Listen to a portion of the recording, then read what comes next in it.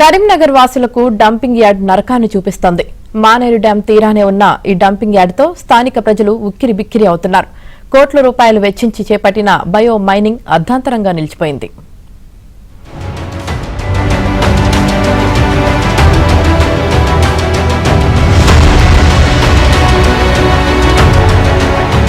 ఇదిగో ఇదే కరీంనగర్ స్మార్ట్ సిటీకి ఉన్న ఏకైక డంపింగ్ యార్డ్.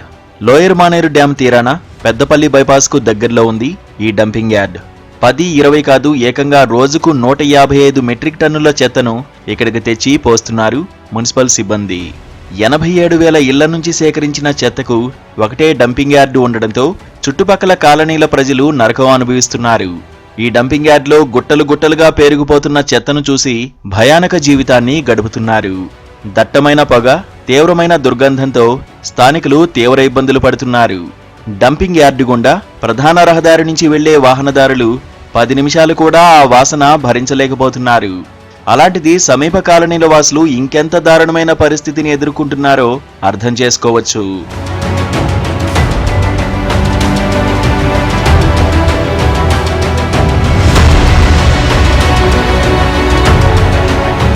కరీంనగర్లోని ఈ భారీ డంపింగ్ యార్డు నుంచి ప్రజలకు విముక్తి కలిగించాలని 2 ఏళ్ల క్రితం బయోమైనింగ్ ప్రక్రియ చేపట్టారు. డంపింగ్ యార్డ్లో పేరుకుపోయిన చెత్తను శుభ్రం చేసేందుకు ఓ కార్పొరేట్ కంపెనీకి ఏడాది గడువుతో కాంట్రాక్ట్ ఇచ్చారు. మొదట్లో బాగానే చేసినప్పటికీ ఆ తర్వాత బయోమైనింగ్ ప్రక్రియ మందకొడిగా సాగింది.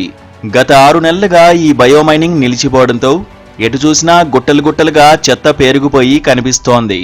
డబ్బుల చెల్లింపులో జాప్యం కారణంగానే ఈ ప్రక్రియకు బ్రేక్ పడినట్లు తెలుస్తోంది. డంపింగ్ యార్డుతో నరకం చూస్తున్నామని సమీప కాలనీ వాసులు, ప్రయాణికులు చెబుతున్నారు. ఇంత అందమైన నగరంలో ఇలాంటి డంపింగ్ యార్డుకు శాశ్వత పరిష్కారం చూపెట్టలేకపోతున్నారని స్థానికులు మండిపడుతున్నారు.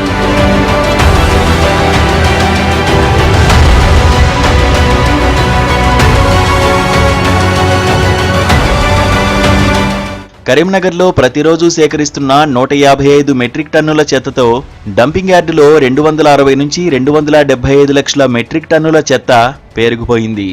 గతంలో కరీంనగర్ రూరల్ మండలంలోని ముగ్దుంపూర్ గ్రామ శివారులో మరో డంపింగ్ యార్డు ఏర్పాటు చేయాలని ప్రయత్నించారు.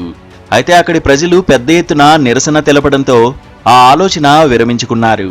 ప్రస్తుతం బైపాస్ తీరానే ఈ చెత్తగుట్టను ఇంకా పెంచుకుంటూ పోతున్నారు.